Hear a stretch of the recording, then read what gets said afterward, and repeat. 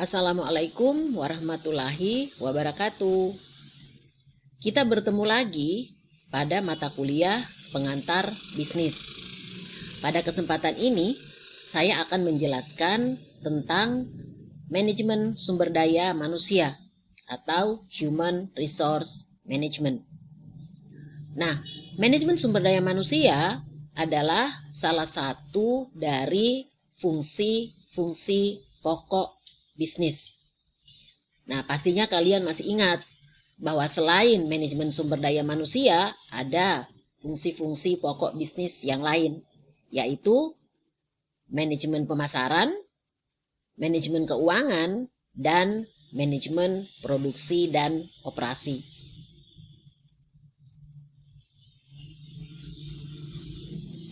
Nah, pokok bahasan yang akan kita bahas kali ini itu adalah pengertian MSDM, kemudian proses MSDM, dan fungsi-fungsi dari SDM. Nah, sebelum kita masuk ke dalam sub pokok bahasan ini, saya akan jelaskan sedikit tentang manusia. Nah, manusia adalah makhluk sosial yang harus berinteraksi dengan orang lain. Ya. Nah, manusia bagaimana mereka itu berperilaku itu dipengaruhi oleh karakteristik individu itu sendiri dan oleh lingkungannya. Ini menurut para ahli.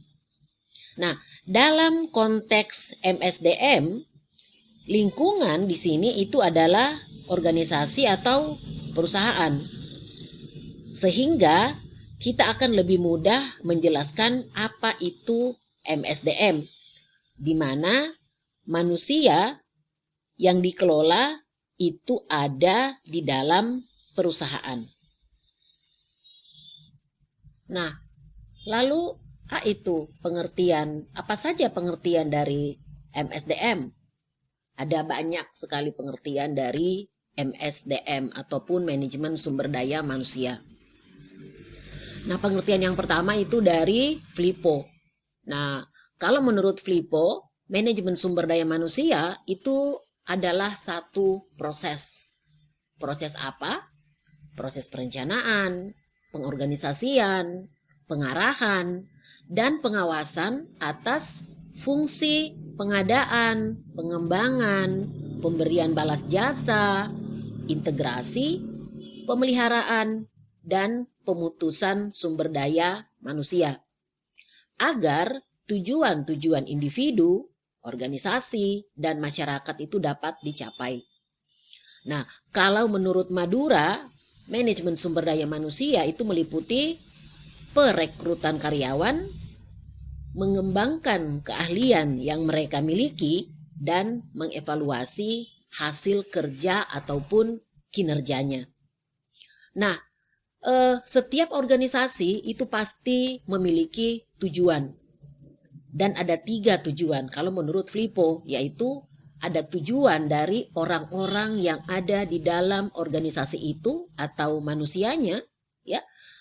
Ada juga tujuan dari organisasi itu sendiri, dan ada juga tujuan-tujuan dari masyarakat yang ada di sekitarnya. Kalian pada saat bergabung di dalam satu organisasi itu pasti membawa tujuannya masing-masing, ya. Ada yang bergabung di dalam organisasi karena ingin mendapatkan pendapatan, ada yang ingin membeli motor, memiliki rumah, itu adalah semua tujuan-tujuan individu. Nah, adapun tujuan dari organisasi, ya salah satunya mungkin untuk mendapatkan laba kah atau keuntungan dan sebagainya. Dan kalau kita berbicara tentang tujuan dari masyarakat, masyarakat itu punya tujuan. Mereka punya harapan dengan adanya bisnis, mungkin mereka bisa mendapatkan pekerjaan ataupun penghasilan dari adanya bisnis itu.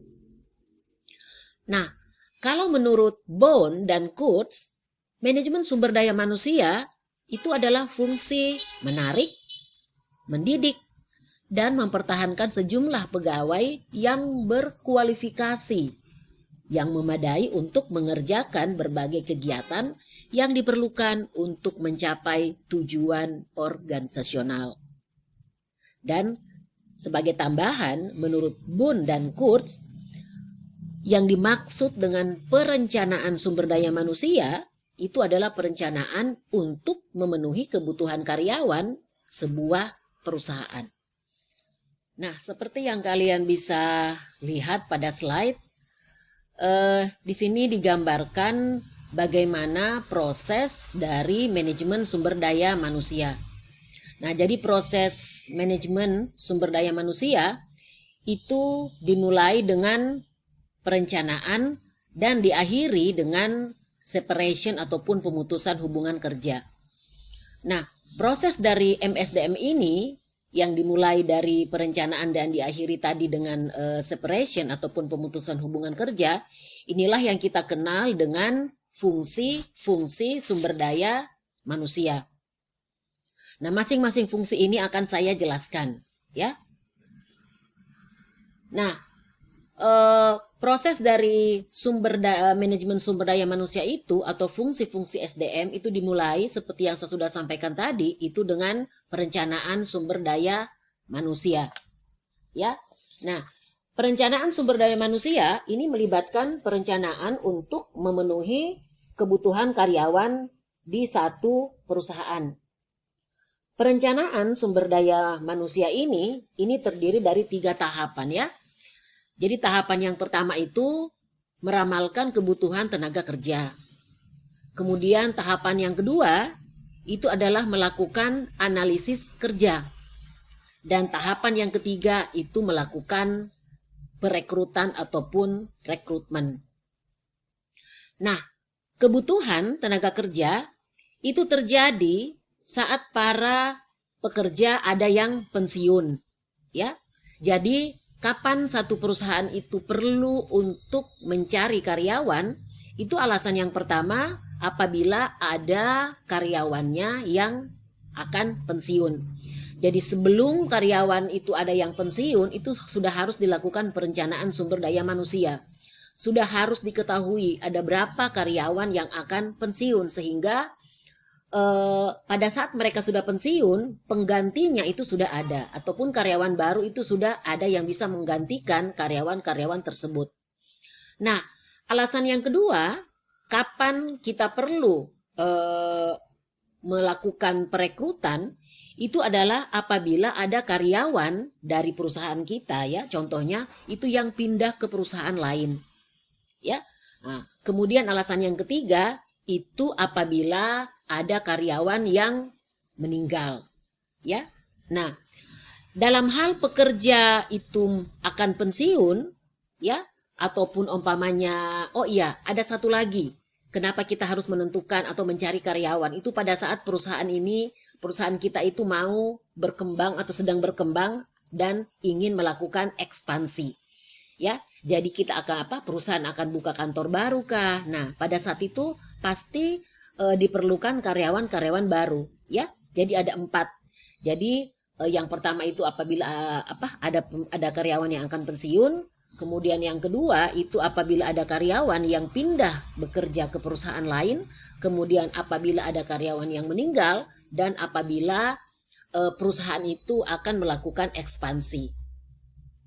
Nah, dalam hal pekerja kita itu akan pensiun ataupun ekspansi, itu akan lebih mudah untuk perusahaan melakukan peramalan. Karena lebih mudah untuk diketahui. Namun, akan susah untuk melakukan peramalan mengenai kapan seseorang karyawan itu akan pindah ke perusahaan lain. Tidak semua karyawan itu jujur pada saat mereka itu mau pindah ke perusahaan lain. Ada yang tidak menginformasikan kepada pihak perusahaan, walaupun ada juga yang menginformasikan, ya. Jadi kadang-kadang ada yang apabila mendapatkan tawaran pekerjaan yang lebih bagus, itu mereka langsung pindah, tidak menginformasikan kepada pihak perusahaan. Nah, sehingga untuk faktor yang ini, ya, apabila perusahaan itu mau pindah ke perusahaan lain, dan satu lagi apabila pegawai itu meninggal, itu yang sulit untuk melakukan peramalan. Namun peramalan dalam rangka memenuhi berapa kebutuhan tenaga kerja itu tetap harus dilakukan karena itu adalah bagian dari perencanaan SDM. Ya.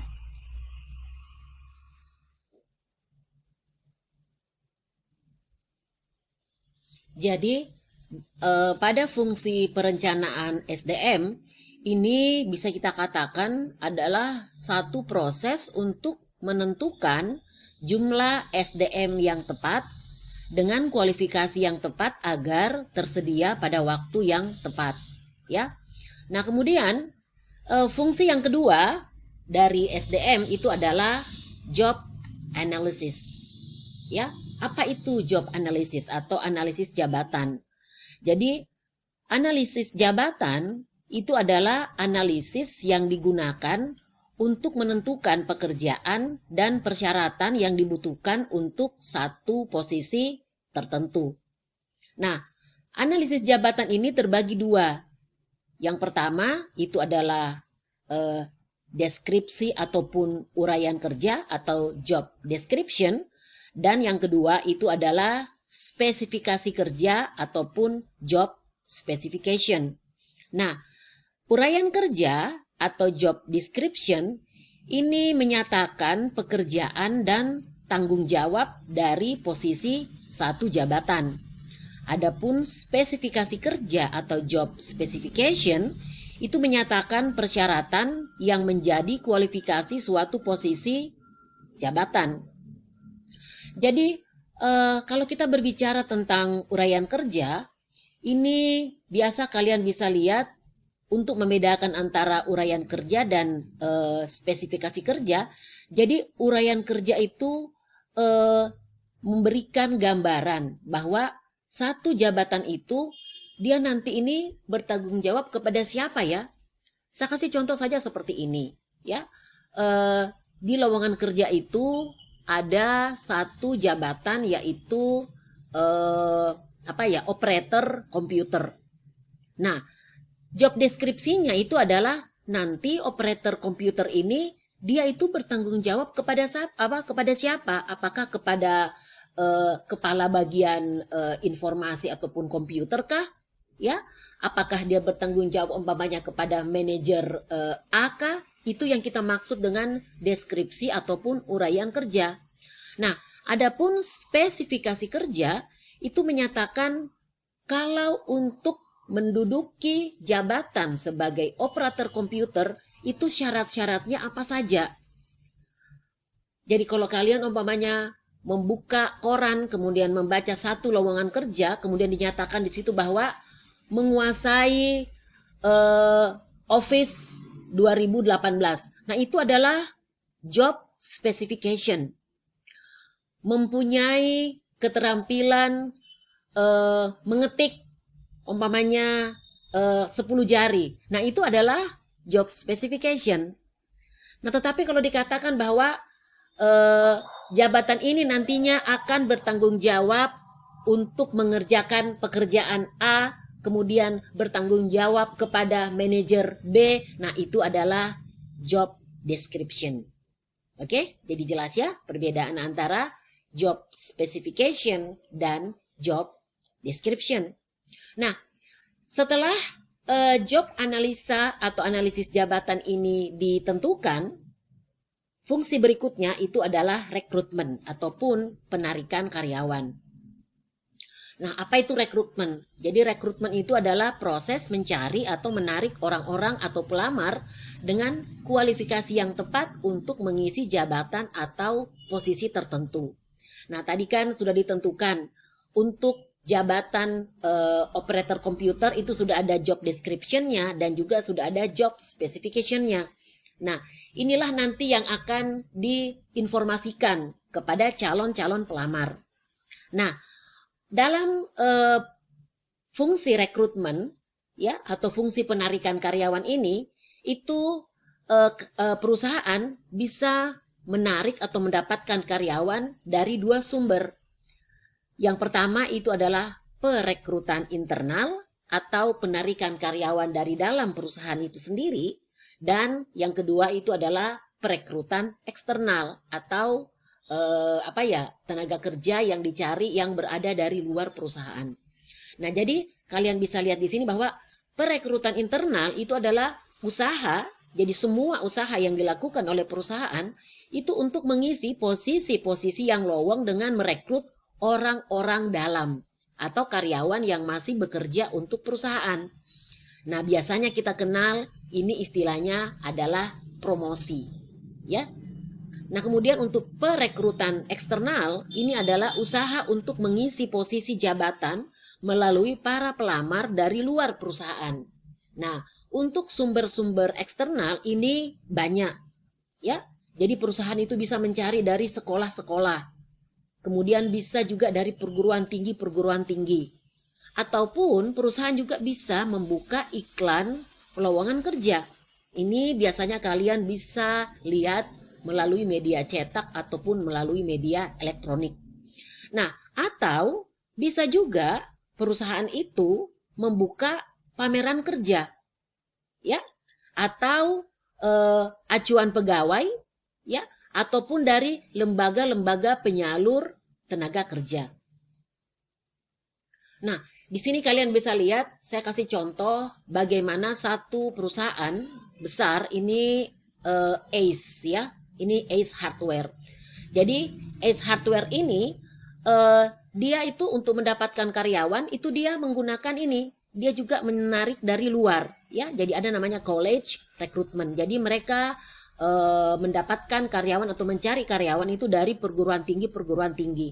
Nah, ada juga dari magang and internship. Jadi bisa berupa magang. Jadi mereka itu menerima magang, ya, dari sekolah-sekolah ataupun dari perguruan tinggi, dan apabila mereka melihat setelah mereka mengevaluasi bahwa kinerja dari siswa-siswa dari sekolah ataupun mahasiswa dari perguruan tinggi ini kinerjanya bagus, mereka akan merekrut mereka sebagai karyawan.